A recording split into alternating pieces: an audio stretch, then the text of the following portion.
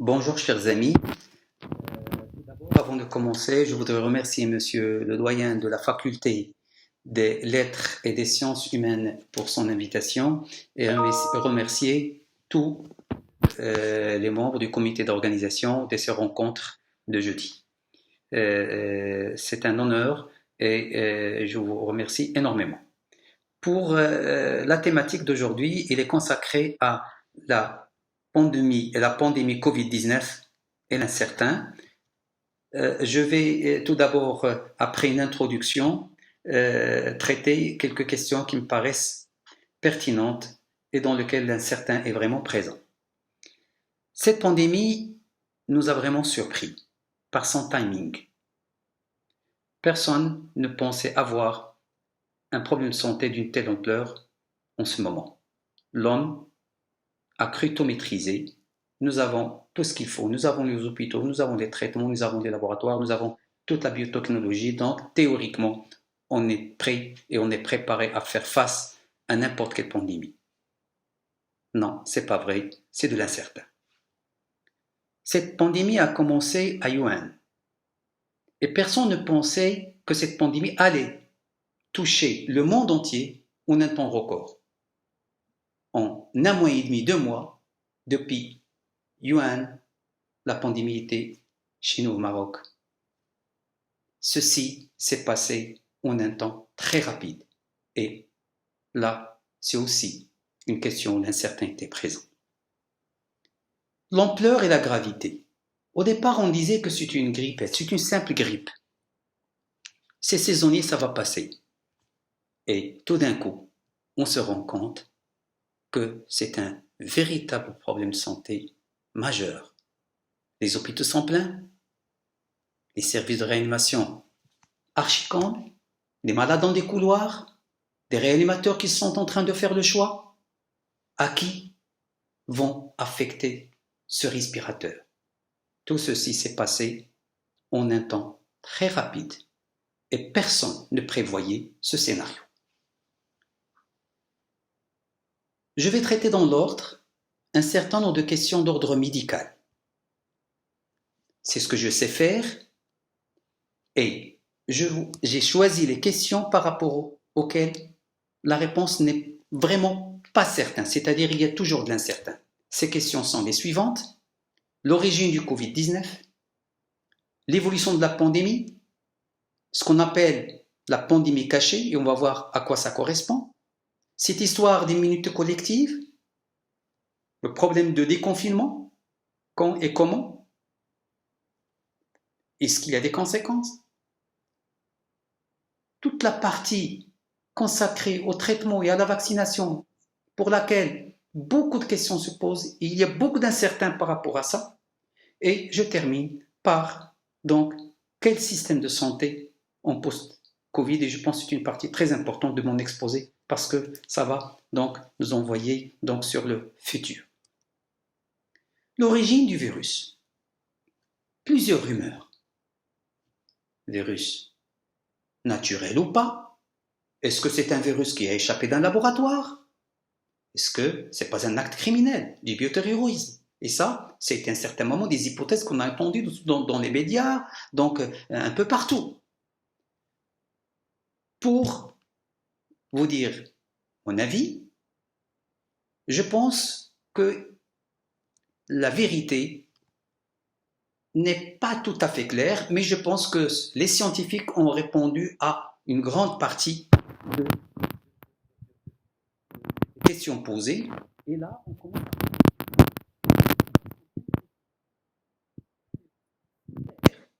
au Covid-19, à peu près à 97%, et c'est un virus qui a été découvert dans la nature chez les chauves-souris, preuve que le Covid est probablement un virus naturel et non pas un virus qui a été manipulé dans un laboratoire. Pour trancher cette question, toujours dans le conditionnel, pourquoi? Parce qu'il y a quand même quelques ondes d'ombre, il y a de l'incertain. J'ai consulté donc l'avis donc d'un grand immunologiste de l'Institut Scrip, qui pour lui, le Covid-19 a une origine donc et ils proviennent d'un processus naturel et non pas d'une manipulation dans le laboratoire. La position de l'OMS aussi est similaire et l'origine paraît être donc naturelle. Mais il y a deux questions qui restent pertinentes pour lesquelles on n'a pas une réponse claire. Comment le premier patient a été infecté? Je parle du premier patient à Wuhan. Et la deuxième question, quel type de mutation dans l'avenir? Vous savez que les virus subissent des mutations.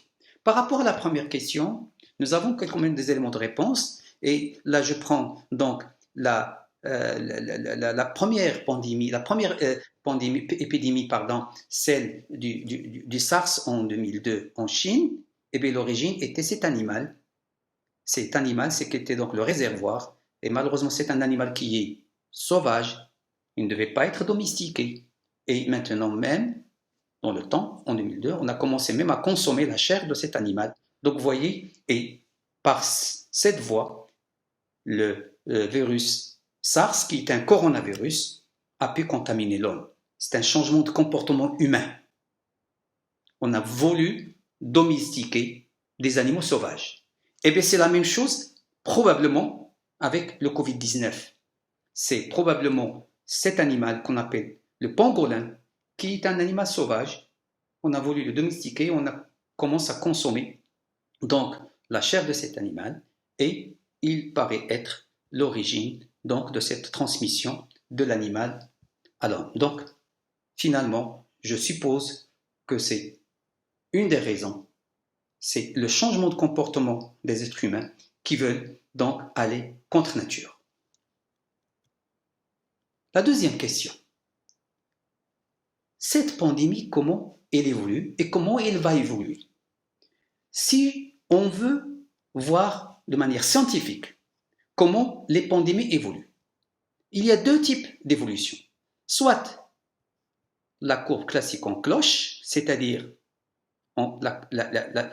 l'infection virale commence, il va se transmettre de manière non contrôlée, ça va atteindre un maximum, et par la suite, il va s'éteindre progressivement. Mais entre-temps, puisque la transmission s'est faite de manière spontanée, des milliers et des milliers de personnes seront infectées, notre système de santé sera dépassé, on aura des décès. Le deuxième scénario, c'est que la pandémie va évoluer de manière très lente, on n'aura pas cette évolution rapide et on n'aura pas ce pic, c'est-à-dire nos systèmes de santé ne seront pas dépassés. Comment doit-on faire pour passer de ce scénario à celui-là? C'est vrai, il y a des mesures à prendre, mais croyez-moi qu'il y a de l'incertain. Pourquoi il y a de l'incertain? Il y a de l'incertain parce que ça nécessite, regardez, mise en œuvre de mesures pour ralentir la progression du virus. Donc, il y a plein de mesures qu'il faut mettre en place, plein de variables. Et l'axe, c'est l'être humain. Il faut que les mesures de prévention, il faut la distanciation, il faut les mesures barrières. Est-ce que les personnes vont adhérer? Est-ce que les systèmes de santé seront à même de répondre à ces exigences? Vous voyez, donc tout ça fait que on peut dire que si on arrive à respecter tout ça, et Dieu merci, dans notre pays c'était le cas, on va passer de ce scénario catastrophique à ce scénario qui est donc plus optimiste. Donc, et vous voyez que de là vers là, beaucoup de choses interviennent et qui peuvent être à l'origine de l'échec donc de ce type d'évolution. C'est pourquoi l'OMS, aujourd'hui, par rapport à l'évolution de cette pandémie, il propose 3 scénarios. On est dans l'incertain. Ce n'est pas un seul scénario, c'est 3 scénarios. Le premier, c'est que l'arrêt complet de la transmission interhumaine. Scénario peu probable. Peu probable, vu ce qu'on voit aujourd'hui. Regardez la Chine. Le premier malade, c'était en décembre. Aujourd'hui, nous sommes en mai, ça fait 6 mois. Il y a encore des foyers, tous les jours, on entend qu'il y a eu des cas diagnostiqués, il y a des foyers. Donc, c'est un scénario qui est peu probable. Des vagues épidémiques récurrentes, c'est possible, mais depuis que cette pandémie s'est déclenché en Chine, on ne voit pas beaucoup de pays, on a eu ce scénario donc avec des grandes vagues donc épidémiques. Par contre, le scénario le plus probable et le plus plausible semble être la survenue de vagues épidémiques, des petites vagues épidémiques récurrentes, entrecoupées de périodes calmes avec des transmissions à bas niveau. Mais là aussi, regardez mes amis, on est dans des scénarios, on est dans l'incertain. Ça peut être 1, ça peut être 2, ça peut être 3. Comment on peut passer de 1, 2 à 3? Eh bien, c'est de l'incertain. Il y a beaucoup d'éléments qui interviennent et je pense que c'est en fonction des mesures prises, en fonction des comportements des uns et des autres, qu'on aura le scénario 2 ou le scénario 3 et probablement le scénario 1 sera donc, il est peu probable, d'après la plupart des experts, c'est un virus avec lequel probablement on doit s'habituer à vivre et on doit prendre toutes les précautions nécessaires. Qu'en est-il du Maroc? Eh bien, le Maroc, Dieu merci, avec toutes les mesures prises, on a évité le pire. On est dans le scénario courbe plate, c'est-à-dire celui-là. On est au Maroc, on est là, on est dans le bleu et on n'est pas dans le rouge. Pourquoi cette évolution? Eh bien, cette évolution est le fruit d'un effort national. Les autorités, les professionnels de santé et tous les citoyens de près ou de loin ont participé donc à cette bonne évolution. Et tout cela, bien sûr, sous les hautes directives de Sa Majesté le roi Mohammed VI, que Dieu l'assiste. On a évité le pire, mais on doit rester vigile. Pourquoi? Parce que c'est vrai que la courbe, on passe par le maximum, ce maximum on était vers le mi-mai, et la courbe commence, mais de temps en temps, mes amis, et ça on le voit toujours dans les infos, il y a des foyers avec des pics. J'espère qu'on aura moins de pics, donc vous voyez, c'est une courbe en dents de scie. Pourquoi? Parce qu'il y a des foyers dans des unités industrielles, des foyers dans des familles. Lorsqu'il y a un cas, les autres cas contacts vont s'infecter. Et c'est pourquoi la vigilance est la règle et on doit toujours, mesures barrières, distanciation, notamment dans les unités de production, d'autant plus qu'aujourd'hui, notre activité au Maroc donc, a commencé pour relancer notre économie. Cet effort de relance d'économie doit être accompagné par un effort, bien sûr, donc de mesures préventives qu'on doit mettre en place et on doit toujours donc rester vigile pour pouvoir éviter ce genre de pic. Donc, c'est pas sûr qu'on n'aura pas donc d'autres foyers, d'autres flambées. La condition, c'est la vigilance, la prudence, les mesures de prévention qui doivent être en permanence respectées. Lorsqu'on fait le déconfinement, quels sont les scénarios possibles au Maroc? Et là, c'est une étude qui donc émane du Haut Commissariat au Plan qui vient d'être publiée, je pense, il y a une semaine. Et vous voyez qu'il y a 1, 2, 3, 4, 5, 6 scénarios. Il y a le scénario catastrophique et Dieu merci, alhamdoulilah, nos autorités, donc on fait le nécessaire pour que cela, on ne va pas déconfiner de manière sauvage et on fait comme si rien n'était. Non, ça c'est un scénario impossible au Maroc. On est plutôt sur le scénario numéro 5, c'est-à-dire des confinements restreints, c'est-à-dire les populations actives, c'est-à-dire pour relancer l'économie, et les sujets âgés et les sujets qui ont une maladie chronique, donc ne doivent pas être concernés par ce déconfinement. Si on respecte ces règles, on aura au total, en plus des cas qu'on a déjà 7000 au jour d'aujourd'hui, on va peut-être avoir quelque chose comme 7 à 10 000 donc, cas futurs. Et le plus important, donc le maximum donc, de pics désinfectés actifs ne dépassera pas les 3200. Et surtout, les besoins en matière de lits, c'est entre 600 et 3000, c'est dans nos capacités. Et les mesures, les lits de réa nécessaires, c'est-à-dire les malades graves qui auront besoin d'un lit de réa, ne dépasseront pas les 160. Donc c'est un scénario où donc, le Maroc pourra faire face donc, à cette demande, aussi bien en lit d'hôpital qu'en lit de réanimation.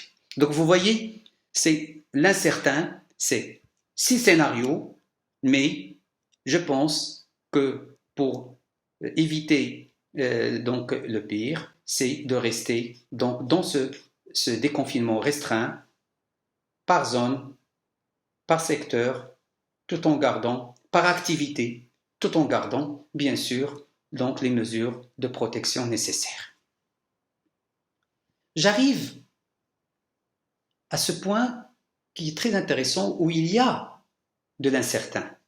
C'est ce qu'on appelle la pandémie cachée. C'est quoi la pandémie cachée enfin? Vous savez que pendant la période de confinement, 2 mois maintenant,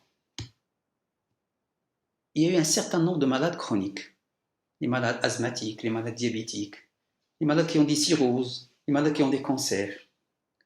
Soit parce qu'ils ont peur, ils ne veulent pas sortir parce qu'ils ont peur, ou parce qu'ils ne peuvent pas accéder aux structures hospitalières, ou les structures hospitalières sont pleines à cause, bien sûr, de l'activité Covid qui a été donc prioritaire. C'est normal. Eh bien, ces malades peuvent aujourd'hui revenir avec peut-être des complications. Regardez, en France, et je donne des chiffres en France, 60% de consultations spécialisées ont été reportées à cause de la pandémie Covid.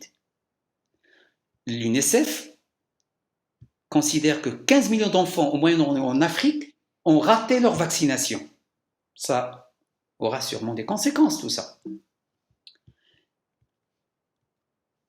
J'ai pris ici comme exemple,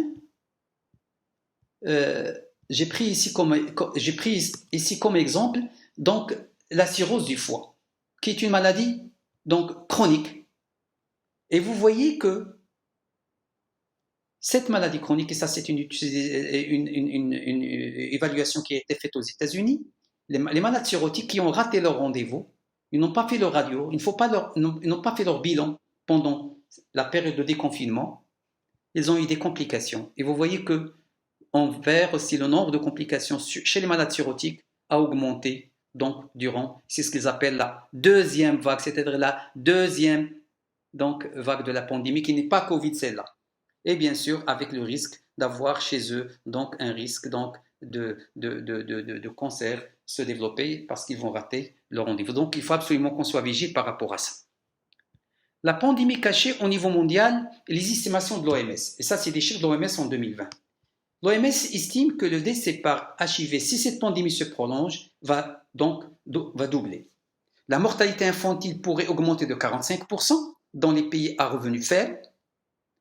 On estime, et c'est toujours des estimations, on est dans l'incertain parce qu'on attend, on va venir, on n'est pas encore là, beaucoup de pays commencent à déconfiner. C'est maintenant que ces malades chroniques vont commencer à revenir nous voir et on verra. On est encore dans l'incertain, on verra est-ce que toutes ces estimations d'OMS seront vraies, est-ce qu'on aura ce scénario ou pas. Donc, regardez encore une fois, on est dans l'incertain.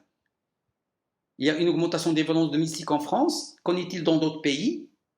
Et surtout, cette pandémie d'un autre genre, c'est le problème de la pauvreté qui va augmenter de 50% chez les personnes qui ont un travail, qui travaillent dans le secteur informel. Tout ça, c'est à évaluer. Tout ça, c'est donc à voir dans les jours, semaines à venir et il faut qu'on soit préparé. La santé mentale. La santé mentale aussi risque de nous poser problème. C'est des estimations, on est dans l'incertain, mais ça risque de nous poser problème dans l'avenir. Pourquoi? Parce que pendant la durée de confinement, beaucoup de personnes peut-être ne vont pas tolérer ou ils étaient prédisposés. Et regardez cette étude qui a été faite en Chine, donc en 2020, chez 1210 qui ont répondu, eh bien 54% avaient des effets psychologiques modérés ou sévères. 17 rapportent des symptômes dépressifs modérés ou sévères et 29 rapportent des symptômes anxieux modérés ou sévères. 8% donc rapportent des situations de stress modérées ou sévères. Donc, la santé mentale aussi risque d'apparaître dans les jours, semaines à venir. C'est probable, c'est de l'incertain parce que ce sont des évaluations, mais là vraiment, on a plusieurs arguments pour le dire. Qu'est-ce que c'est que le passeport donc immunitaire. Le passeport immunitaire, c'est ce qu'on appelle l'immunité collective. C'est quoi l'immunité collective? Lorsqu'on fait une infection virale, généralement, tout le monde le sait, pas toutes les maladies, un certain nombre de virus, et je donne l'exemple du virus de la rougeole, lorsqu'on fait une rougeole, on l'a fait une fois et on est guéri et c'est fini. Lorsqu'on fait une hépatite B et on est guéri, on a des anticorps qui sont protecteurs. L'hépatite C, par exemple, on a des anticorps, mais on fait l'hépatite C. Les anticorps de l'hépatite C ne sont pas protecteurs. La grippe, vous faites une grippe cette année, vous allez développer des anticorps, mais ces anticorps ne vont pas vous permettre d'être protégé l'année prochaine si vous n'êtes pas vacciné. Pourquoi? Parce que le virus qui va venir l'année prochaine est un virus qui n'est pas le même que cette année. Est-ce que, la question qui se pose aujourd'hui par rapport à ce Covid et vu sa gravité, est-ce que le Covid, les anticorps qu'on va voir sont des anticorps protecteurs et ils vont nous permettre de ne plus refaire cette infection l'année prochaine? Eh bien, la réponse, d'après l'OMS, est incertaine, je vous le dis, elle est incertaine. C'est pourquoi dans le rapport de l'OMS, et j'ai pris exactement le rapport, au 24 avril, c'est-à-dire jusqu'à ce jour-là, on n'avait pas, aucune étude n'a permis de déterminer si la présence d'anticorps contre le Covid-19 confère une immunité au cas de réinfection par le virus chez l'être humain. C'est-à-dire, on est encore dans l'incertain, on ne sait pas est-ce que les protecteurs, ces anticorps sont protecteurs ou pas. C'est la raison pour laquelle, même chez les gens qui ont fait une infection, on doit être prudent, il faut garder les mesures de distanciation et les mesures préventives, en attendant bien sûr d'autres rapports. On est toujours dans l'incertain, la recherche continue. Vraiment, on est en train d'apprendre avec cette maladie. C'est pourquoi il y a autant de questions et autant d'incertains qui entourent beaucoup d'aspects de cette maladie. C'est une maladie récente et nous, il faut être aussi modeste. On est en train d'apprendre et c'est la réalité. Et c'est pourquoi, donc, il y a autant de questions et autant de réponses incertaines. L'incertain dans la prise en charge thérapeutique. Ça, c'est un volet très important, mes amis. C'est un volet très important parce que vraiment, il y a débat. Quels sont les traitements efficaces? Est-ce qu'on va avoir un vaccin demain ou pas? Je parle du traitement. Je ne vais pas rentrer dans le détail, mais je voudrais faire une synthèse. Et ça, c'est une synthèse qui est personnelle. J'ai bien suivi cette question depuis janvier jusqu'à maintenant, vraiment au jour le jour. Ce que je peux vous dire, c'est qu'il y a plusieurs protocoles thérapeutiques. Il n'y a pas un seul traitement, il y a plusieurs protocoles thérapeutiques. Mais les résultats sont discordants. Pourquoi ces résultats sont discordants? Ils ne disent pas la même chose, ils n'ont pas les mêmes conclusions. Il y a des biais dans la méthodologie. La manière dont ces études sont faites souffre de biais méthodologiques. La deuxième, il y a une médiatisation exagérée de ce débat autour de ces études où on n'est pas d'accord. Il n'y a pas un seul plateau de télé en Europe, aux États-Unis, on n'en parle pas. Il y a peut-être aussi le conflit d'intérêts. C'est possible. Il n'est pas exclu qu'il y a derrière aussi des conflits d'intérêts parce que, vous savez, c'est un traitement qui va concerner des millions et des millions de personnes. Donc, il y a sûrement un conflit d'intérêts. Et par-dessus la tête, et c'est le gâteau sur la cerise, vous avez les politiques qui interviennent. Aujourd'hui, il y a des présidents d'État qui commencent à dire ce protocole est bon, celui-là est mauvais. Exemple, le Brésil, les États-Unis, il y a pas mal de pays où donc un certain nombre de responsables politiques se prononcent pour des questions donc, qui sont purement techniques médicales. Et tout ça n'a pas rendu service donc aux chercheurs et aux cliniciens qui travaillent sur ces molécules. J'espère que les études en cours qui sont très bien menées, on les attend avec impatience, vont trancher ce débat. Le deuxième, c'est la vaccination. Regardez par rapport au traitement. Il y a 223 traitements en cours d'essai. C'est énorme. Il y a une course contre la montre. Par rapport à la vaccination, 141 vaccins, plus de 140 vaccins qui sont en essai. Aujourd'hui, il y en a 8 qui sont vraiment en avance et on espère, on est dans l'incertain toujours, on espère d'ici début 2021, fin 2020, début 2021, généralement un vaccin pour le préparer, il faut 1 an et demi. Là, parce qu'on est dans une course contre la montre et parce que les États poussent pour que ça se développe, des chercheurs et des laboratoires nous disent que probablement fin 2020, début 2021, on aura.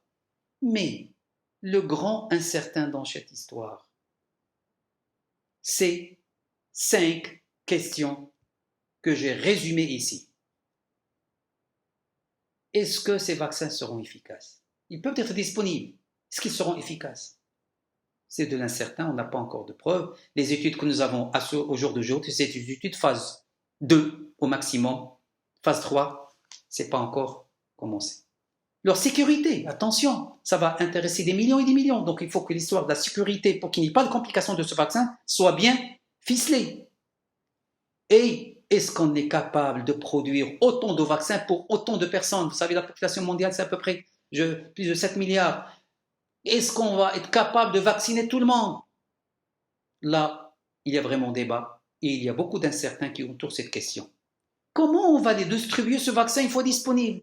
Est-ce qu'on va le distribuer pour tout le monde, les riches, les pauvres, l'Europe, l'Amérique, l'Afrique, l'Asie, de la même manière? Est-ce que ceux qui vont le fabriquer vont être servis en premier? Il y a une vraie question donc d'équité qui sera et d'éthique qui sera posée. Et là aussi, par rapport à la réponse à ces 5 questions, je peux vous dire que pour l'instant, c'est de l'incertain. Voilà encore pour vous prouver qu'il y a de l'incertain par rapport à cette question de vaccin et de traitement. Grande étude qui a été faite aux États-Unis, publiée récemment en mai 2020. On a posé la question à une grande population scientifique, non scientifique, monsieur lambda, monsieur le citoyen lambda, on a posé les questions suivantes. Pensez-vous qu'il y aurait un traitement efficace? Eh bien, 16% sont dans le doute, ils ne pensent pas. 80% sont optimistes. Pensez-vous qu'on aura des vagues, une deuxième vague? 16% disent que probablement on ne l'aura pas et 80% pensent qu'on l'aura. Pensez-vous qu'on aura un vaccin? 26% pensent qu'on n'aura pas de vaccin d'ici un an. 73% pensent qu'on l'aura. Donc vous voyez, il y a de l'incertitude. Ce n'est pas du 100% et il faut attendre les mois et donc à venir pour pouvoir avoir une réponse donc par rapport à ces questions posées qui sont des questions de taille. Avoir un vaccin efficace, c'est extraordinaire, on va protéger la population mondiale. Mais toutes les questions à côté restent malheureusement des questions où on est incertain. On est toujours dans l'incertain par rapport à ça. Et j'aborde la question de déconfinement. Mon rôle par rapport à ça, c'est pas de dire est-ce qu'il faut déconfiner ou pas. Ça relève des autorités et des gouvernements de chaque pays. Mais moi, je veux vous dire que dans cette question, il y a beaucoup d'incertains et c'est une situation pas facile à trancher. Pourquoi? Parce que c'est comme une balance. Nous avons des exigences socio-économiques. D'une part, il faut qu'on relance l'économie, il faut que les gens travaillent, c'est important pour qu'on produise, sinon la vie s'arrête. On ne peut pas mettre des pays, des économies en arrêt. Mais à côté, il y a aussi l'essentiel, c'est les exigences sanitaires. Et il faut essayer de maintenir un équilibre pour pouvoir s'en sortir. Et c'est pourquoi il faut des règles du jeu. Les règles du jeu, moi j'en ai choisi 2. Les règles éditées par l'OMS dans son dernier rapport, et c'est sur le site de l'OMS, les directives de l'OMS par rapport aux règles et la mise en jeu de déconfinement, il en a 6 qu'il faut respecter. Et tout État qui veut déconfiner doit les respecter. Il faut d'abord que la transmission de l'infection Covid-19 soit contrôlée. C'est important, ça on peut le savoir. Les chiffres, la surveillance épidémiologique qu'on mettra en place. Il faut être capable de réduire au minimum le risque de flamber. Ça, c'est les mesures de protection, distanciation physique, mesures barrières, le lavage des mains, le port du masque. Est-ce que le système de santé en matière de capacité, en matière de personnel soignant est capable et à même d'absorber une vague s'il apparaît? Le grand problème des unités de production, c'est-à-dire tout ce qui est industriel, est-ce qu'on est capable de mettre en place les mesures pour prévenir la transmission dans ces unités de production. Et là, l'OMS insiste, il faut absolument mettre en place les mesures de protection nécessaires. Il faut contrôler que ces mesures sont mises en place et respectées. Il faut contrôler les frontières par rapport à l'importation de l'infection et par rapport à son exportation, c'est important. Et tout ça ne peut pas, un déconfinement ne peut pas être fait avec une assurance qui est importante si le citoyen n'est pas pleinement engagé. Donc vous voyez un petit peu ces conditions et vraiment il faudra veiller à ce que les 6 soient respectés et vous voyez que c'est pas facile et c'est pourquoi le mot d'ordre c'est la prudence. On déconfine mais on reste prudent avec les mesures de protection toujours maintenues au jour le jour. Le ministère de la Santé, avec la direction de la DELM, a émis des règles et des conditions à remplir pour amorcer ce déconfinement. Et les indicateurs sont en nombre de 5. Le RT inférieur à 0,7. C'est quoi le RT? C'est le taux de reproduction, c'est-à-dire combien de malades seront infectés lorsque nous avons un cas positif. Les cas actifs, c'est-à-dire les malades qui sont positifs, il faut que ça soit inférieur à 5 par 100 000 par semaine, par 100 000 habitants et par semaine. Le taux de létalité, c'est-à-dire les décès, moins de 3,6%. Aujourd'hui, au Maroc, hier, j'ai vu les infos, on était à 2,7%. Pour le RT, hier, on était à 0,76%. Pour les cas actifs, hier, par exemple, à Gaza, on était à 19 par 100 000. La proportion des formes sévères critiques, c'est-à-dire les malades qui vont nécessiter de l'oxygène ou partir en réanimation, il faut que ça soit inférieur à 10. Et il faut que la capacité en lit de réanimation ne soit pas dépassée. Il faut qu'on ait suffisamment de l'uréa pour pouvoir absorber. Heureusement, Dieu merci, pour l'instant, alhamdoulilah, nous n'avons pas de pression sur nos services de réanimation. Pourquoi il y a de l'incertain par rapport à ça? Parce que si vous regardez ces 5 critères, eh bien, ils ne sont pas stables. C'est du dynamique. Aujourd'hui, je peux être à 0,7, demain, je peux passer à 7. Je peux passer à 1, à dépasser 1, à être à 1,2. Et la même chose par rapport au cas actif. Donc c'est une évolution qui est dynamique. Tout dépendra, on est dans l'incertain, tout dépendra comment le citoyen va se comporter. Si le citoyen respecte les règles une fois le déconfinement autorisé, c'est-à-dire la distanciation, le respect, le lavage des mains, le port de masque, dans les usines, on respecte les règles du jeu, dans les moyens de transport, une fois ils sont autorisés, on respecte les règles. Donc il y a beaucoup de choses à mettre en place pour éviter à ce qu'on n'assiste pas à une vague et à une donc, augmentation du nombre de cas. C'est pourquoi c'est de l'incertain, parce que 5 éléments, tous évoluent dans le temps et dans l'espace, d'un jour, d'une semaine à une autre, et d'une région à une autre. Je vous donne un exemple. Le taux de reproduction à Casablanca, par exemple, si vous prenez le 5 mai 2020, il était à 1,09. J'ai vu le 15 mai, il est passé à 1,12 et hier, il était à 0,9. Qu'en est-il dans une semaine? Personne ne saura. C'est de l'incertain. Tout dépendra des conditions mises en place, le respect des mesures préventives. Donc, vous voyez, c'est incertain, mais on connaît les règles du jeu, on connaît comment faire, et est-ce qu'on va respecter, est-ce qu'on va mettre tout ça en place? Ça dépend bien sûr de l'engagement donc de citoyens, et c'est pourquoi, encore une fois, il faudra absolument qu'on respecte les directives qui émanent donc des autorités et de notre gouvernement si on veut vraiment dépasser cette pandémie et sortir avec le moindre de problèmes. Et je pense que le Marocain, alhamdoulilah, aujourd'hui, les résultats sont là, s'est comporté de manière responsable. J'arrive à la dernière partie et je pense que c'est une question très importante. Comment le monde va être demain? Et je vais parler bien sûr du domaine que je maîtrise, c'est le système de santé. Les économistes, les sociologues parleront d'autres choses. Moi, je parle donc de système de santé de demain après donc le Covid. Et pour cela, il faut d'abord voir l'actuel. L'actuel, malheureusement, la situation, notamment, et je parle du monde entier, il y a une forte inégalité d'accès aux soins.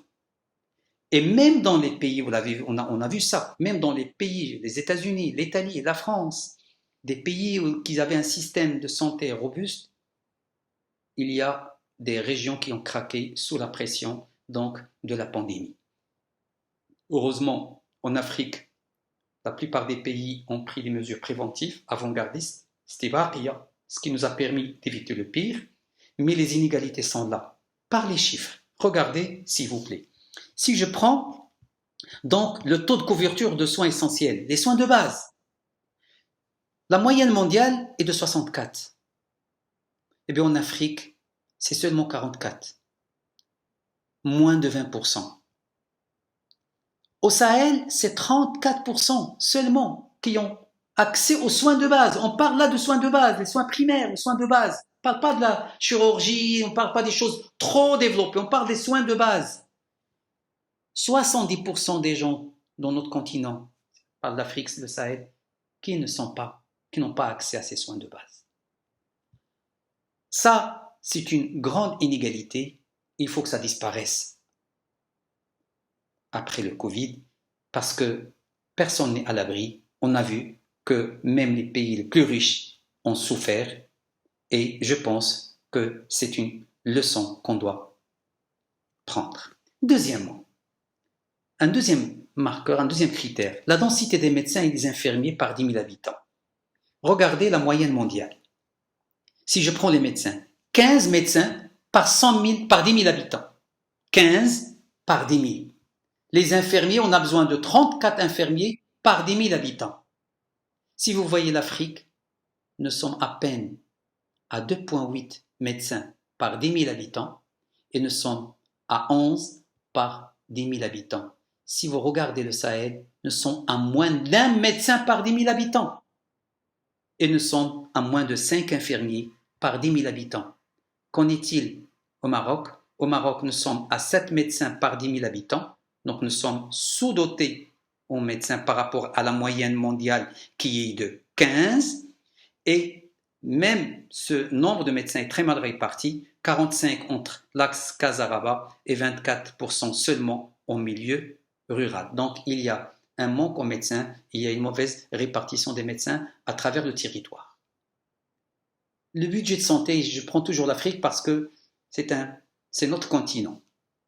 L'Afrique, si vous voyez le budget de santé par rapport donc au produit national brut. Au Burkina Faso, c'est 3,6. Mali, 1,5. Mauritanie, 2,4. Le Niger, 2,5. Le Sénégal, 1,5. Et vous voyez que ça, c'est dernière donnée 2019. Et au Maroc, nous sommes un budget qui est aux alentours de 5,6. Donc c'est moins de 6% de produit national brut. Par rapport au PIB, c'est 1,34. Vous savez, qu'est-ce que l'OMS exige pour avoir un système de santé qui tient? Il faut que le budget de santé soit au minimum de 10%. Donc voilà la situation actuelle.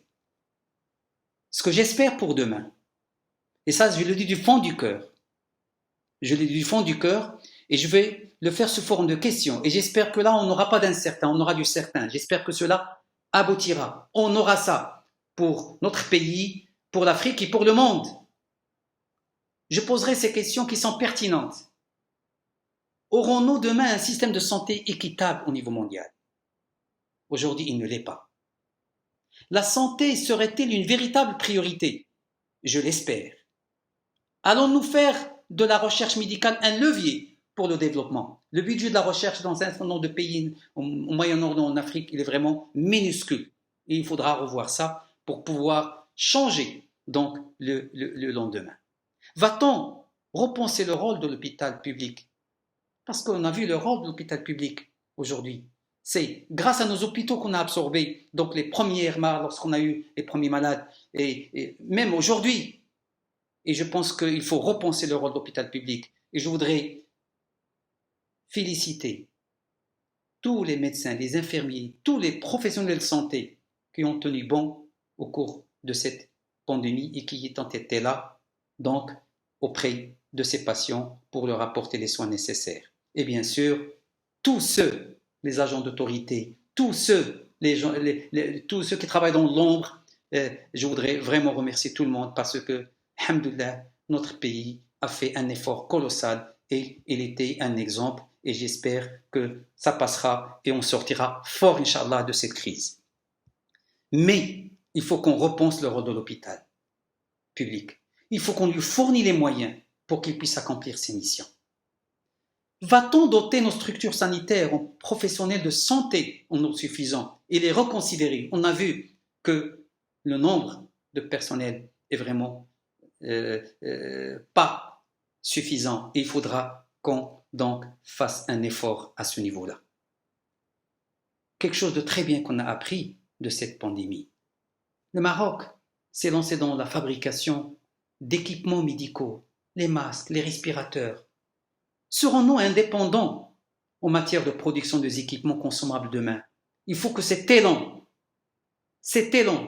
se prolonge et en post-Covid, on continue à œuvrer dans le même sens. Il faut qu'on soit indépendant demain par rapport à ces produits qui sont vitaux, les médicaments, les respirateurs, tout le matériel qu'on utilise dans nos structures hospitalières.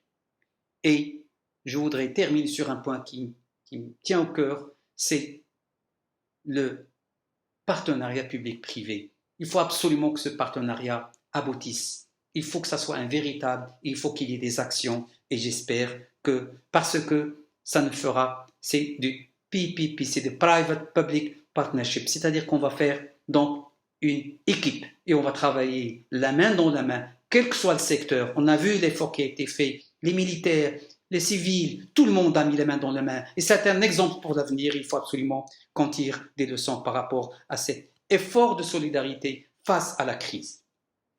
Je voudrais conclure pour vous dire que par rapport à toutes ces questions que j'ai traitées, il y a une grande partie d'incertains qui entourent les réponses. Ce virus nous a appris que rien n'est certain et on ne peut jamais être sûr donc par rapport à des choses qu'on ne maîtrise pas tout à fait. Pour un avenir meilleur, il faut qu'on soit unis, juste et solidaire. Et je termine par cette citation d'Albert Camus, dite en 1947. On apprend au milieu des fléaux qu'il y a dans les hommes plus de choses à admirer que des choses à mépriser. On apprend énormément des moments de crise. Je vous remercie.